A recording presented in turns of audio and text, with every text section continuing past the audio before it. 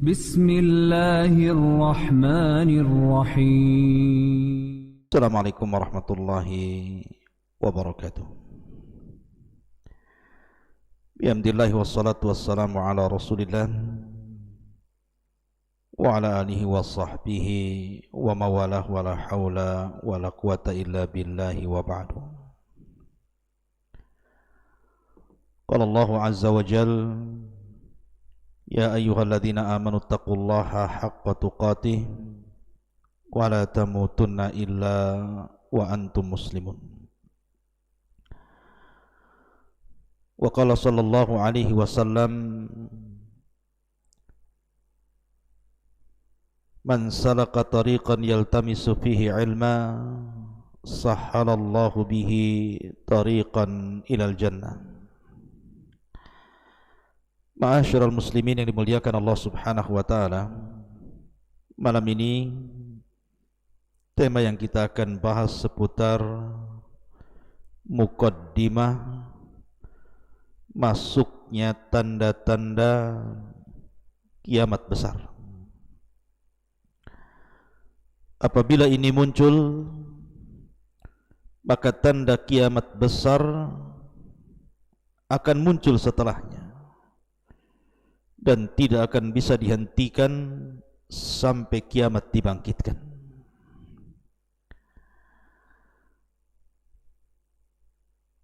Di mana tema pada malam hari ini yang dimaksud muqaddimah alamat kiamat besar adalah Dhuhurul Mahdi, munculnya Imam Al-Mahdil Muntadhar, imam yang hampir semua kaum muslimin menunggu-nunggu kehadirannya. Dia bukan seorang nabi dan dia tidak memiliki mukjizat serta keanehan-keanehan,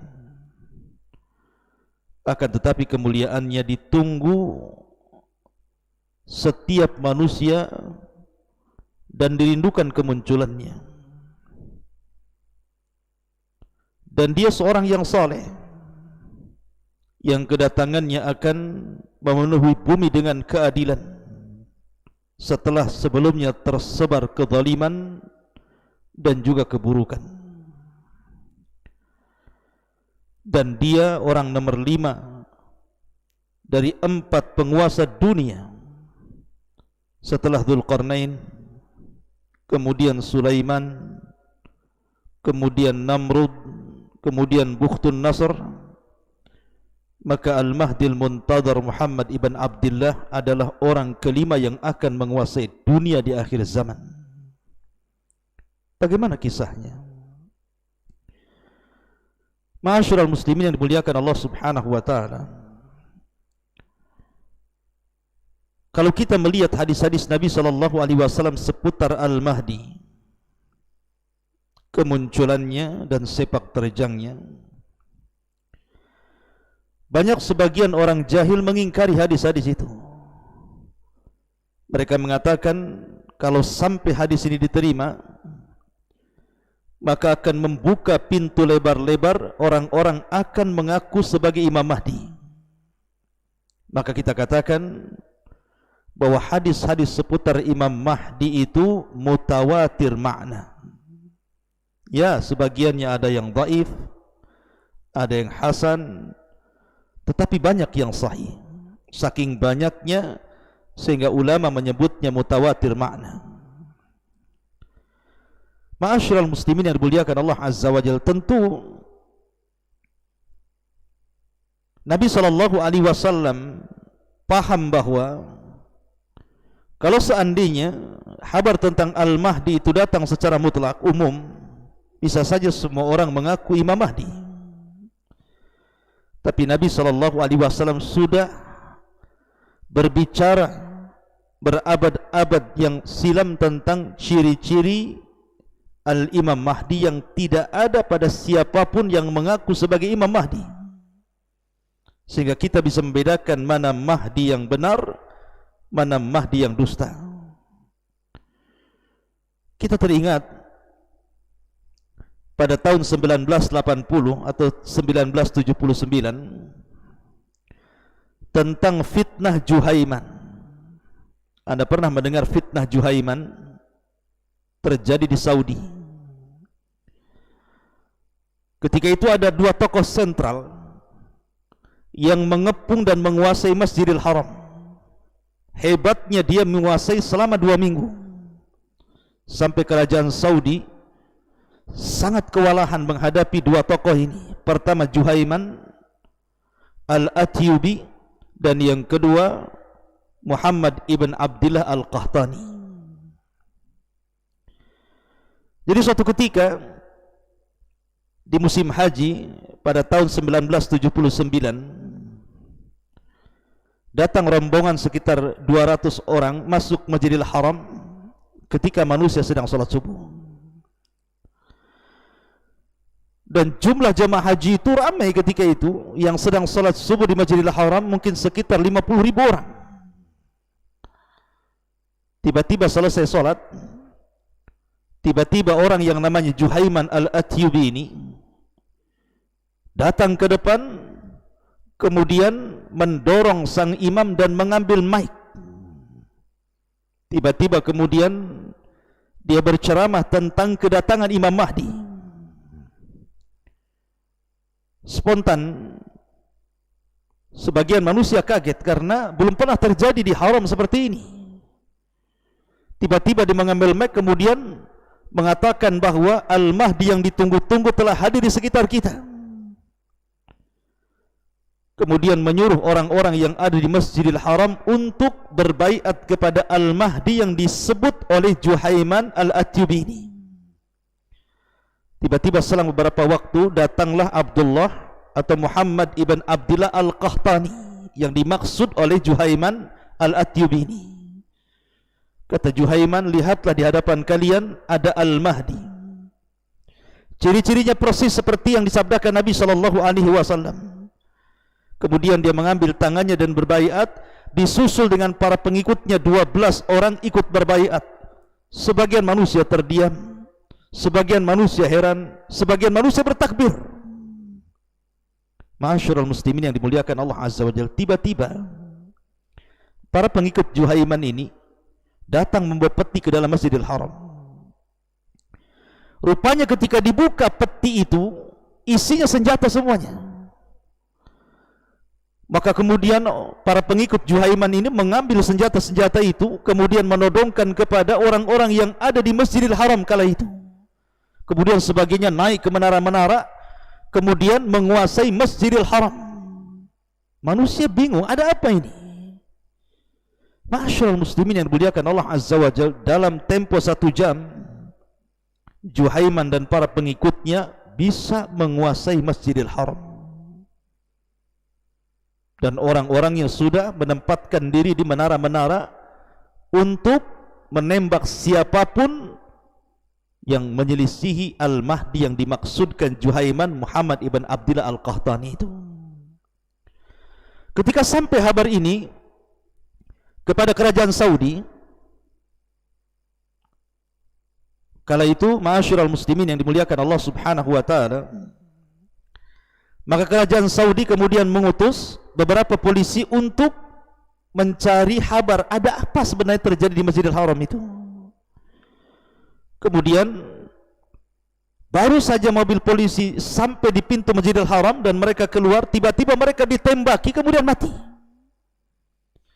Akhirnya kemudian pemerintah Saudi mengambil sikap, meminta fatwa daripada Hay'ah Kibaril Ulama menghadapi situasi seperti ini.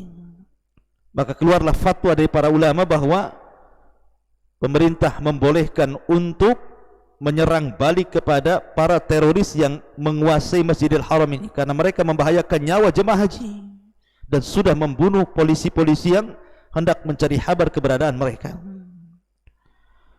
Maka dikirimlah oleh pemerintah Saudi helikopter, pesawat, kemudian mobil-mobil yang bersenjata dan tentara-tentara, dikepungnya Masjidil Haram itu. Kemudian terjadi perang hebat antara pasukan Juhaiman dengan pasukan Saudi ini, sampai akhirnya kemudian banyak bangunan-bangunan yang rusak Masjidil Haram itu. karena terdesak, karena dikepung dari atas dan dari bawah, maka pasukan Juhaiman pun kemudian bersembunyi ke bawah Masjidil Haram, ke lorong-lorong yang ada di Masjidil Haram itu. Akhirnya kemudian oleh tentara Saudi dilempari gas-gas air mata, kemudian juga dilempari granat, sehingga akhirnya selama 2 minggu sebagian mereka mati karena tidak ada oksigen, sebagian mati karena kehabisan makanan sehingga tidak makan, sebagian mereka terpingsan. Akhirnya dengan cekatan selama 2 minggu pemerintah Saudi berhasil menguasai Masjidil Haram kembali dan menangkap 63 orang, kemudian dieksekusi. Salah satunya adalah Juhaiman. Ma'asyiral muslimin yang dimuliakan Allah Azza wa Jalla, sebenarnya Juhaiman ini dahulunya adalah tentara dari tentara Saudi, tetapi dia masuk ke oposisi yang selalu mengkritik pemerintah Saudi. Kemudian akhirnya dia pun membuat isu tentang keburukan pemerintah dengan memunculkan satu tokoh untuk dijadikan bahan pemberontakan kepada pemerintah Saudi dengan isu munculnya Al-Mahdi. Berjumpalah dia dengan Muhammad ibn Abdullah Al-Qahtani yang memang ciri-cirinya fisiknya hampir mirip dengan yang disabdakan Nabi SAW.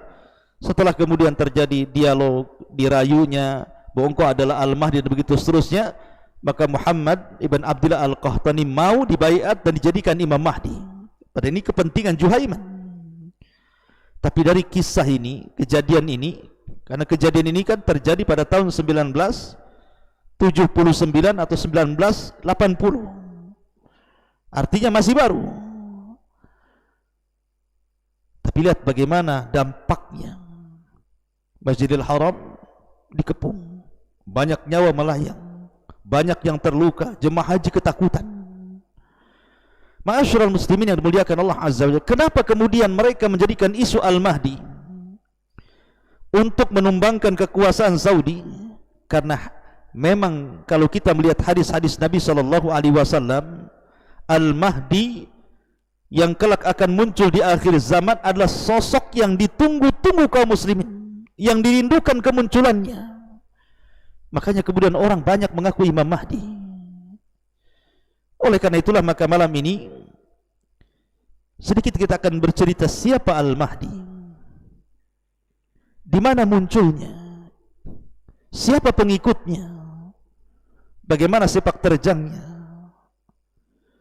bagaimana dia bisa hidup di 3 tanda kiamat besar: munculnya Dajjal, turunnya Isa bin Maryam, dan keluarnya Ya'juj wa Ma'juj, dan bagaimana wafatnya, berapa tahun dia berkuasa, dan banyak persoalan yang kita akan bahas beberapa menit ke depan.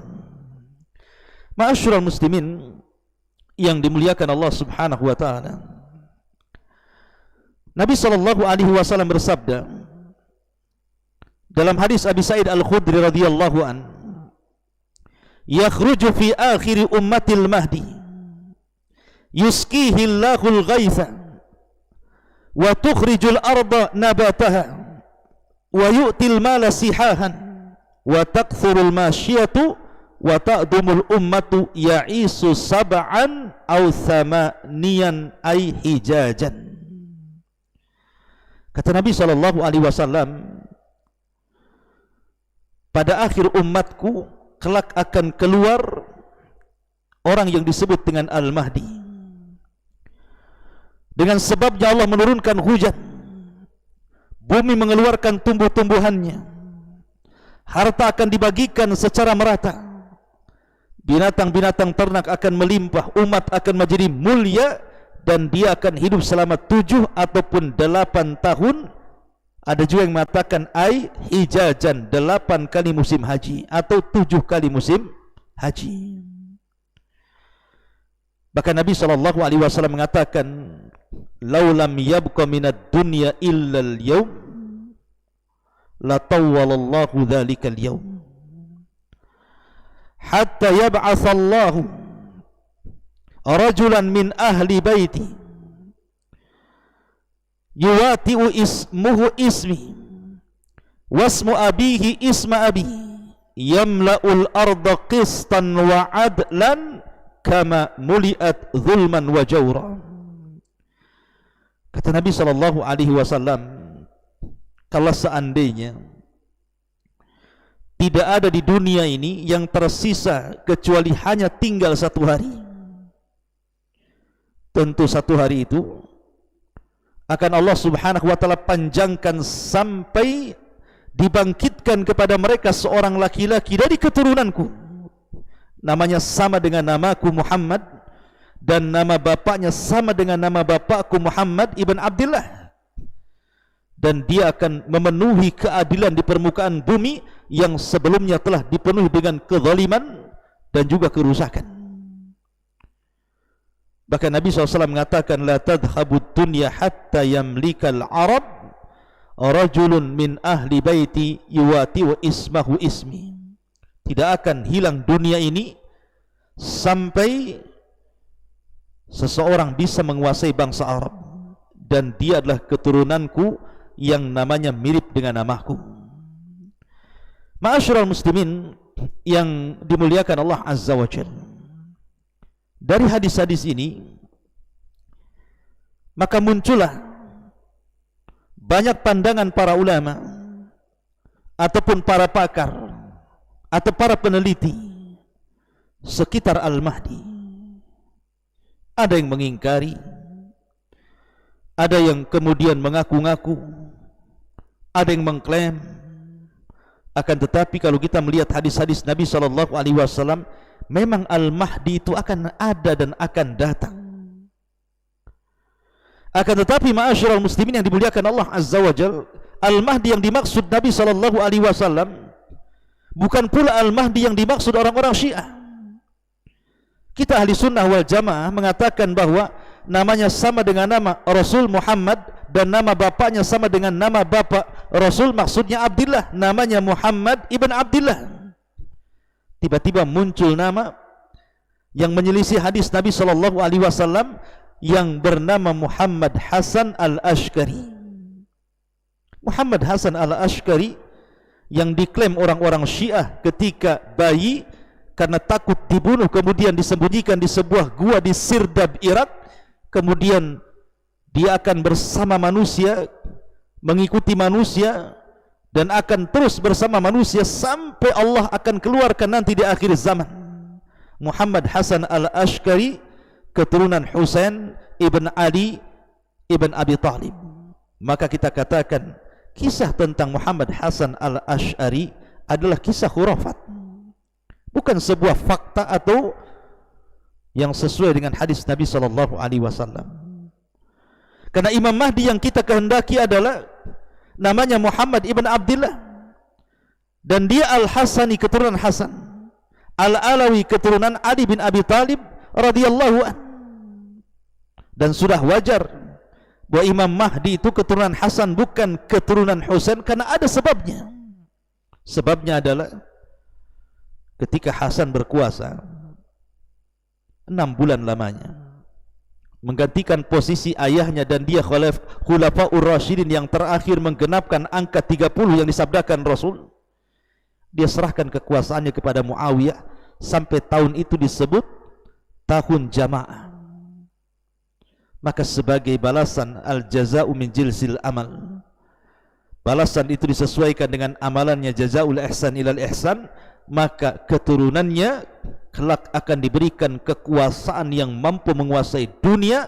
Muhammad ibn Abdullah Al-Hasani Al-Alawi dari keturunan Fatimah bintu Nabi sallallahu alaihi wasallam. Ma'asyiral muslimin yang dimuliakan Allah Subhanahu wa taala, Nabi sallallahu alaihi wasallam menyebutkan beberapa ciri yang disebutkan ciri fisik Imam Mahdi. Kata Nabi SAW, Al-Mahdi minni ajlal jabha aqnal anf yamla'ul arda qistan wa adlan kama muliat dulman wa jawran yamliku sab'a sinin.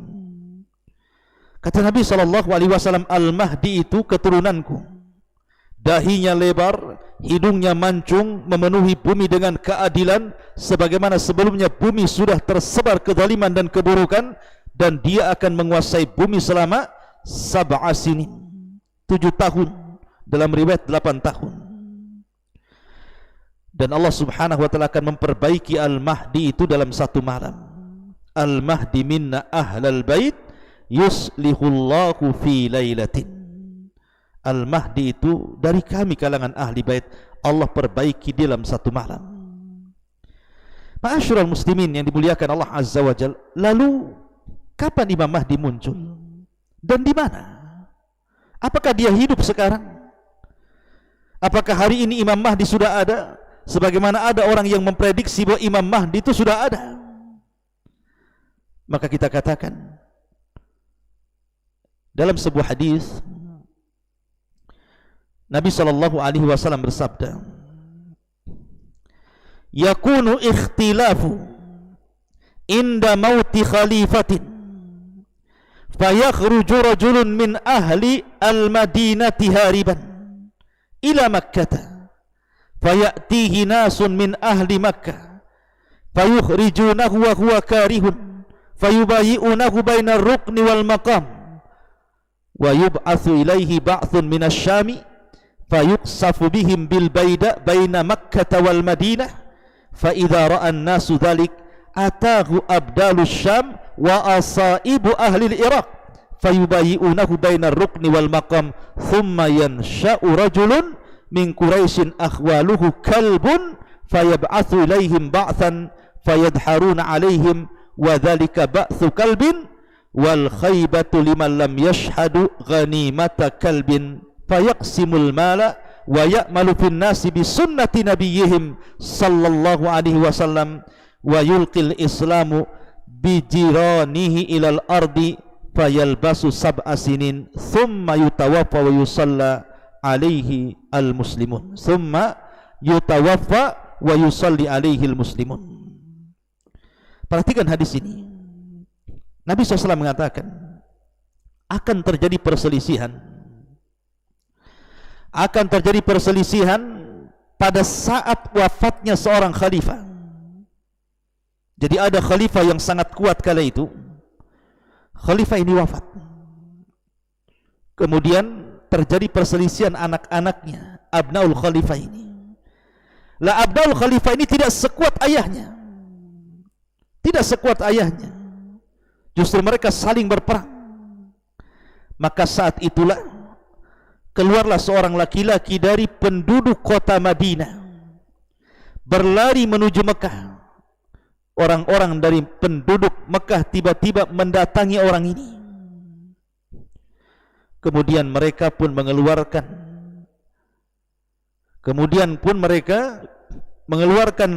laki-laki itu untuk dibaiat, tetapi dia tidak suka dan membencinya. Kemudian mereka tetap membaiat dia di antara rukun Yamani dan makam Ibrahim. Kemudian dikirimlah kepadanya 1 pasukan yang tidak suka ada seseorang yang dibaiat dan mengaku Imam Mahdi, dan pasukan itu datang dari arah Syam menuju Madinah.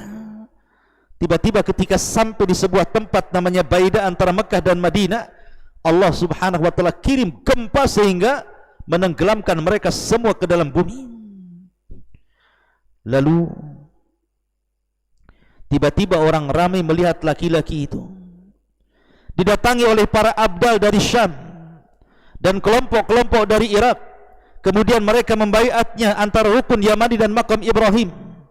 Kemudian muncullah seorang laki-laki dari pasukan, kemudian pasukan itu pun mengalahkan mereka. Itu adalah pasukan suku Kalb, dan adalah suatu kerugian bagi sesiapa yang tidak mempersaksikan ghanimah dari Kalb. Kemudian beliau Al-Imam Mahdi berusaha mengamalkan di tengah-tengah manusia sunnah Nabi SAW, menyebarkan Islam ke seantero dunia, dan beliau Al-Mahdi akan tinggal selama 7 tahun lalu meninggal dunia dan disolatkan oleh kaum muslimin. Hadis ini oleh sebagian para ulama ada yang mengatakan sahih, dan ada yang melemahkannya. Seperti Syekh Albani rahimahullahu taala melemahkan hadis ini.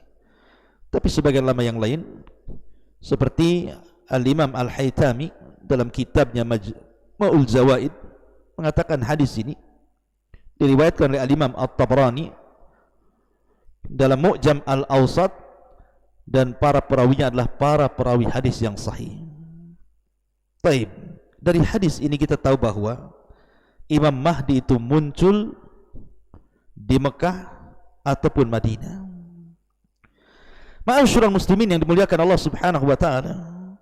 Dan Imam Ibnu Katsir rahimahullahu taala ketika menyebutkan hadis ini mengomentari bahwa wa yu'ayyidu bin nas atau wa yu'ayyadu bin nasi anna ahlal masyriqi yansurunahu, dan dikuatkan dengan nas yang jelas bahwa orang-orang yang datang dari timur Irak dan juga Syam, merekalah akan menjadi para penolong Al-Mahdil Muntadhar Muhammad ibn Abdullah Al-Hasani Al-Alawi min auladi Fatimata bintu Rasulillah sallallahu alaihi wa ala alihi wasallam. Ma'asyiral muslimin yang dimuliakan Allah Subhanahu wa taala.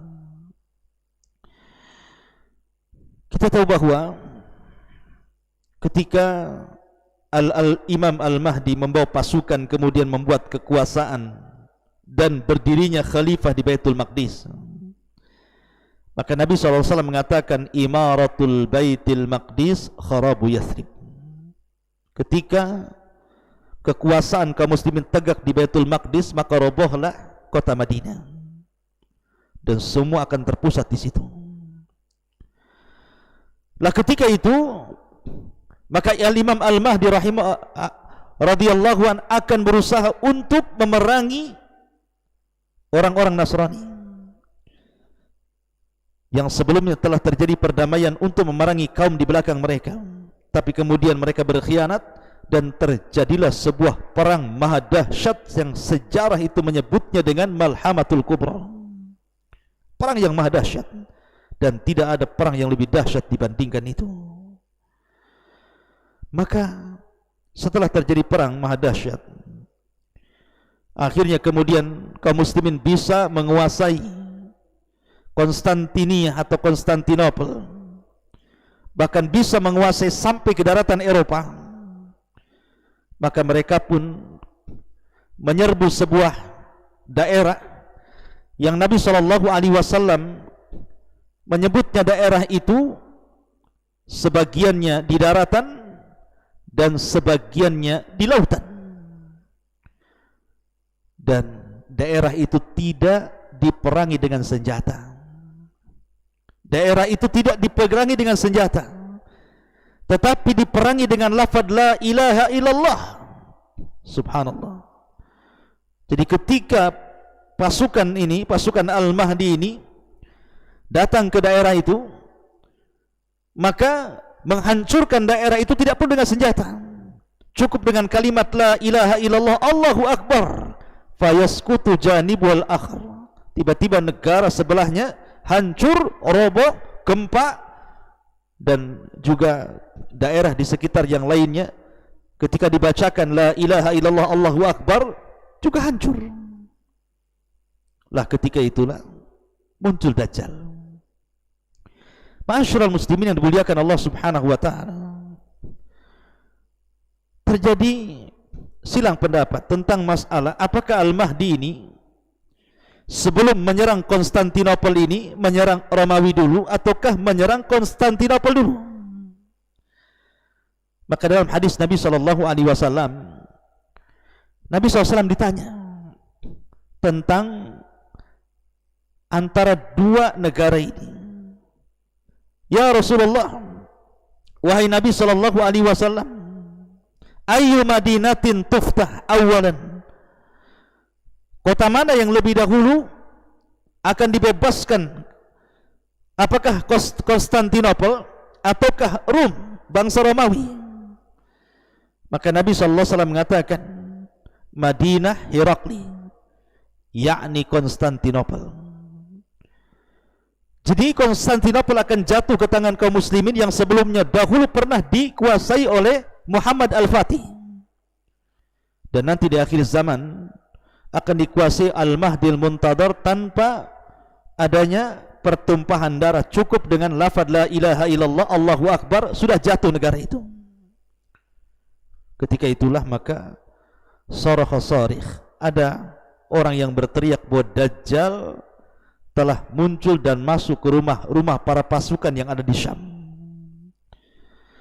Ma'asyiral muslimin yang dimuliakan Allah Azza wa Jalla, dari sini bahwa munculnya Dajjal ada di zaman Imam Mahdi, dan Imam Mahdi inilah yang memuqaddimahi munculnya tanda dari tanda-tanda kiamat besar yang dimulai dengan khuruj ad-Dajjal, keluarnya Dajjal. Ma'asyiral muslimin yang dimuliakan Allah Subhanahu wa taala, dalam sebuah hadis ketika Nabi SAW menjelaskan bagaimana fitnah Dajjal,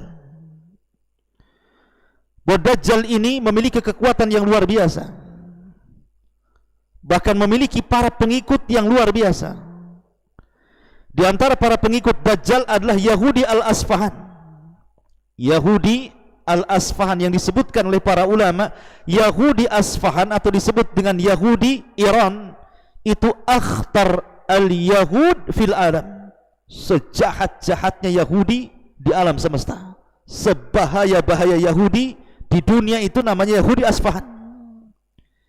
Makanya wajar Nabi SAW langsung membuat nas dalam hadis Nabi SAW bahwa di akhir zaman Dajjal ini akan diikuti oleh 70.000 Yahudi Asfahan, karena mereka Yahudi paling buruk dan Yahudi paling jahat.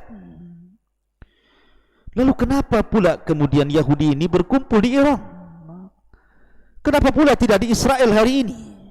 Kenapa kemudian Dajjal harus ke Iran dan bergabung dengan orang-orang Yahudi Asfahan dan menjadi pemimpin mereka?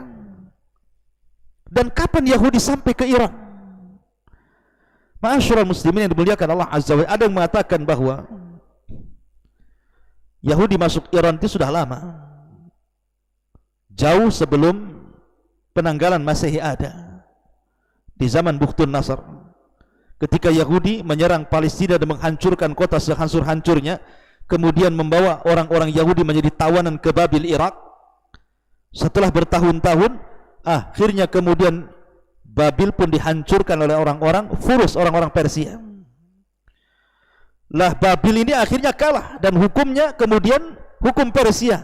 Lah orang-orang Persia inilah yang kemudian membawa orang-orang Yahudi sampai di Iran, dan sampai hari ini seolah-olah memang Nabi SAW sudah diberikan wahyu oleh Allah Azza wa Jalla, memang Yahudi akan ada di situ dan akan menjadi para pengikut Dajjal, karena memang sudah ada perkampungan Yahudi di Iran itu.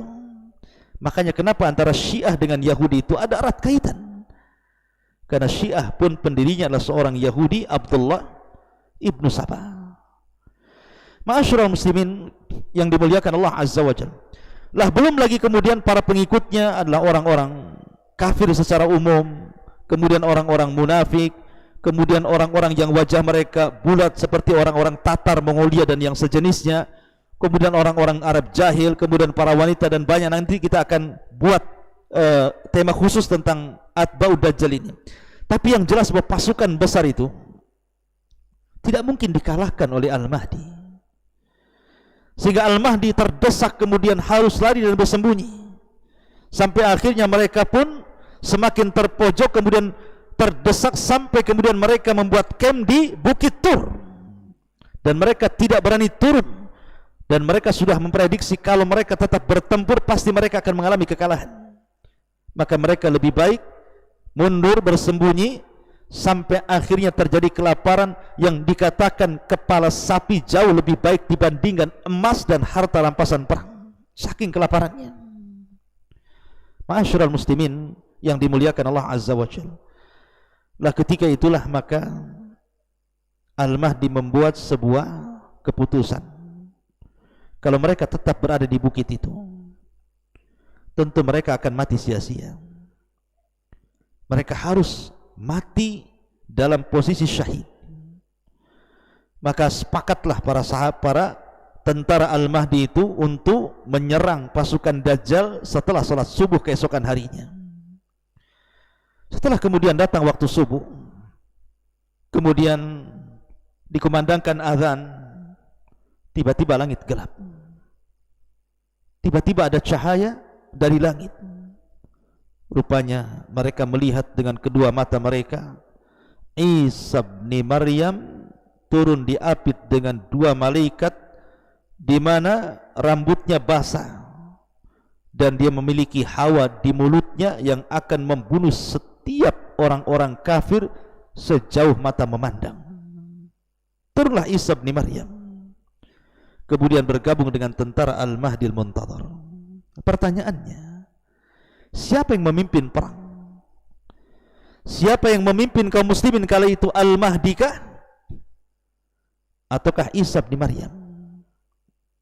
Ma'asyiral muslimin yang dimuliakan Allah Azza wa Jalla, kita tahu bahwa ketika Isa turun, mereka siap-siap qomat dan hendak melaksanakan salat subuh. Isa sudah dikenal ciri-cirinya karena hadis-hadis Nabi sudah menjelaskannya, sehingga Al-Mahdi langsung kenal dan mengatakan, taqaddam ya ruh Allah, silahkan wahai ruh Allah, Anda menjadi imam. Tapi Isa paham siapa dirinya, dia bukan seorang nabi lagi. Karena ketika dia diangkat di usia 33 tahun, kemudian diletakkan di langit oleh Allah Azza wa Jalla, terangkatlah nubuahnya, artinya sudah sempurna kenabiannya, sehingga ketika diangkat bukan lagi menjadi seorang nabi. Dan di akhir zaman dia turun bukan jadi seorang nabi, tapi memang ada tugas yang Allah Subhanahu wa taala tugaskan kepada Isa. Pertama, membunuh Dajjal, yang kedua, berhukum dengan hukum keadilan, yang ketiga, mematahkan salib, membunuh babi, dan begitu seterusnya. Makanya dia tidak mau jadi imam karena akan memfitnah manusia. Dia tahu bahwa la nabiyya ba'di, kata Rasul, tidak ada nabi sepeninggalku. Kalau seandainya dia menjadi imam, maka orang-orang menyangkanya manusia ikut syariat Isa. Makanya Isa tidak jadi imam. Isa jadi makmum, dan yang menjadi imam adalah Al-Mahdi Al-Muntadhar, supaya orang-orang tahu bahwa Isa ketika turun mengikuti syariat Nabi SAW dan tidak membawa syariat dirinya. Tetapi ketika selesai perang, selesai sholat, maka yang memimpin perang adalah Isa bin Maryam.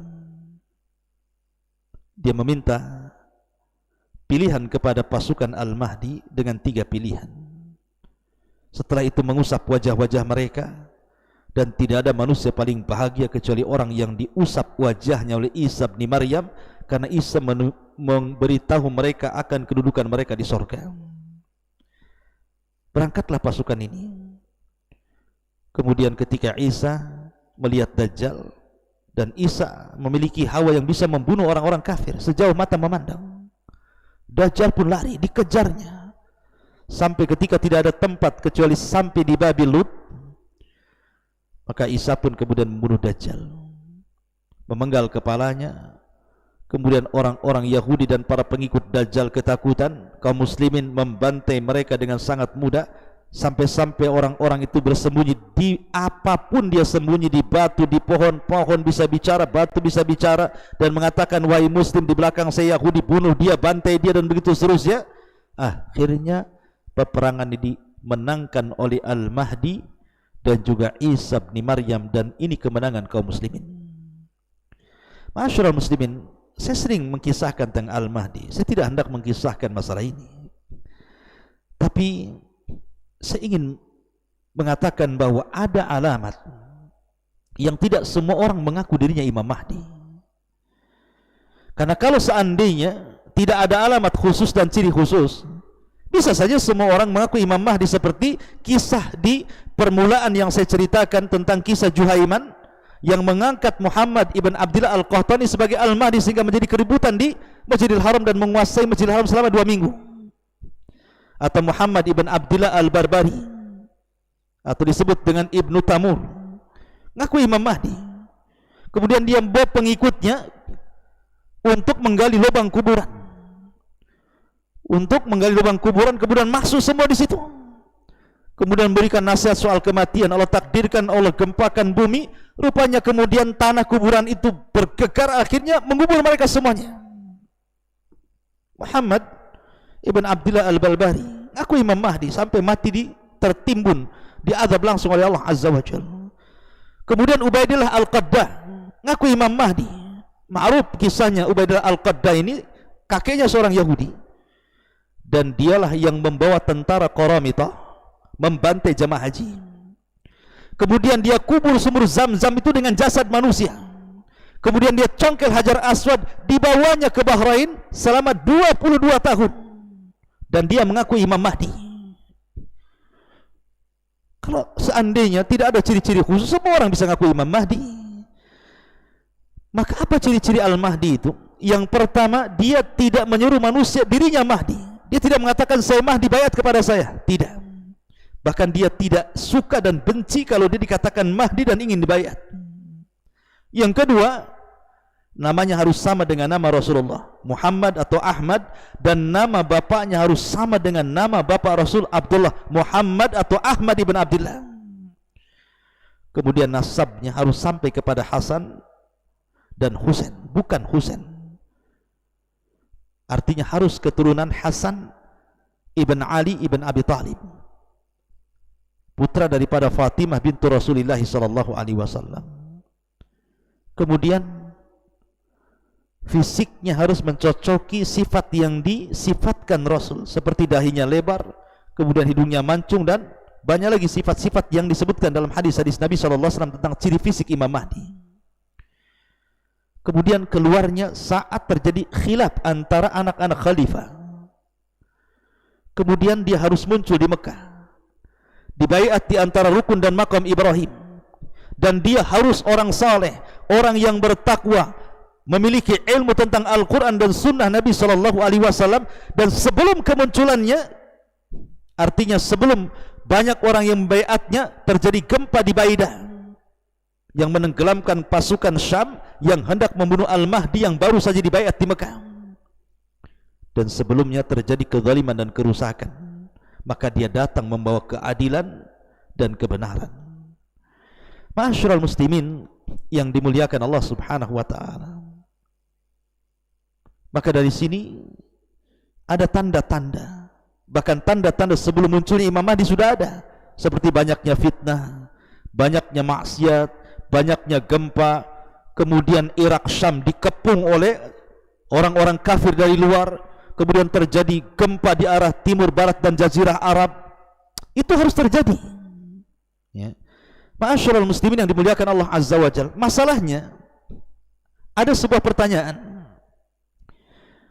Kita tahu bahwa Imam Mahdi ini dijelaskan dalam hadis, kedatangannya bumi ini akan subur, yuskil arda, di mana bumi akan subur, ternak akan banyak, buah-buahan akan melimpah, kemudian kehidupan akan diberkahi. Sementara Dajjal terbalik. Dajjal itu datang membawa kerusakan.